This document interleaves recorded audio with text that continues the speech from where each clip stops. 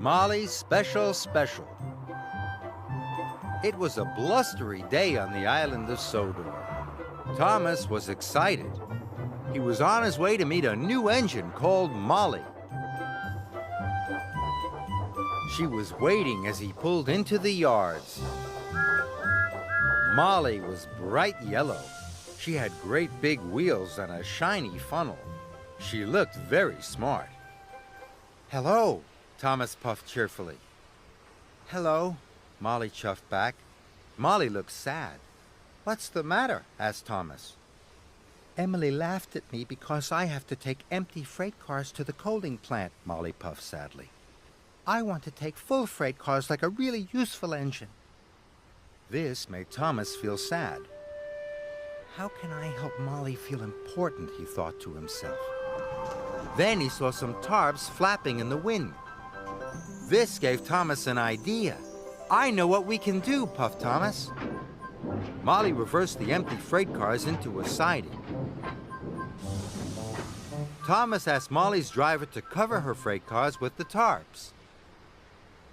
"With your cars covered up, no one will know they are empty," puffed Thomas. "We can make everyone think you're carrying a special delivery." "Then I will feel important," Molly chuffed cheerfully. Later, when Thomas saw Emily at the station, he told her all about Molly's special.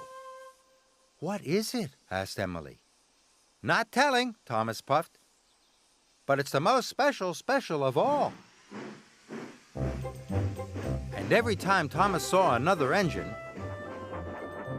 he told them all about Molly's special. Soon all the engines were talking about Molly's special. They were excited, except Gordon. "It won't be as important as my Express," Gordon huffed.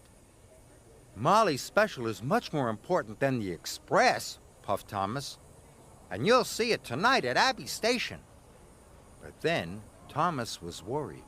How can I make Molly's freight cars look even more special than Gordon's Express, he wondered. Later that evening, Thomas saw a station master lighting lanterns. This gave him another idea. "Can I borrow your lanterns?" Thomas puffed to the station master. "Of course," the station master replied. Soon, Thomas's trucks were filled with the lanterns, and he puffed away to find Molly. Soon, Molly's freight cars were decorated with the beautiful lanterns. She was taking the cars to the coaling plant for a very important job. "Your freight cars look very special now," puffed Thomas. "You must go through Abbey Station. Lots of engines will be there to see you."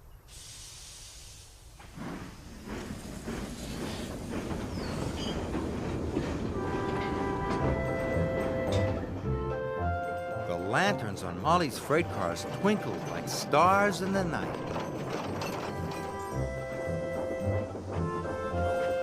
When Thomas and Molly arrived at Abbey Station, Emily, Percy, and Gordon were waiting.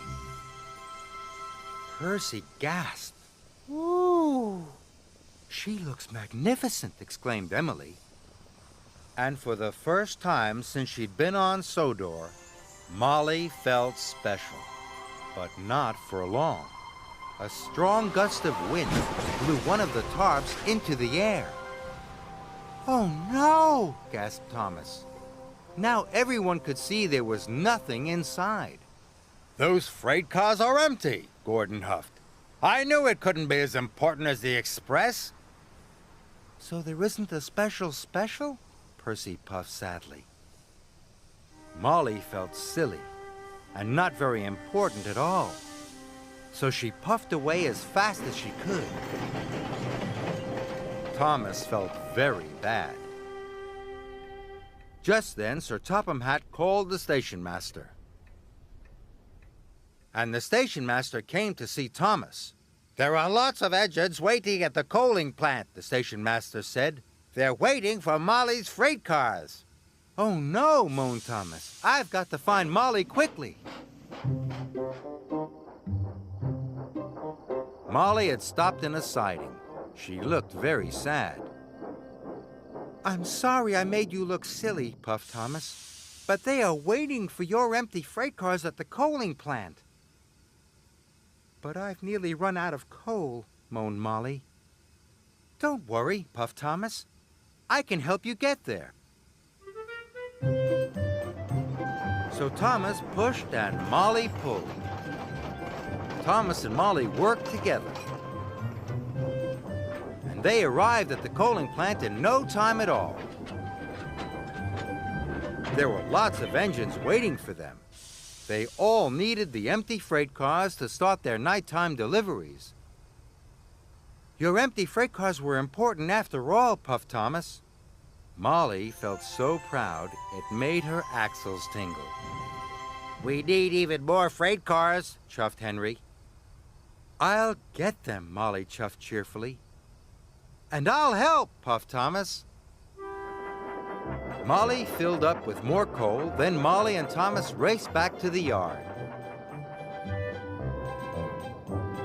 They collected some more empty freight cars, and they puffed quickly away.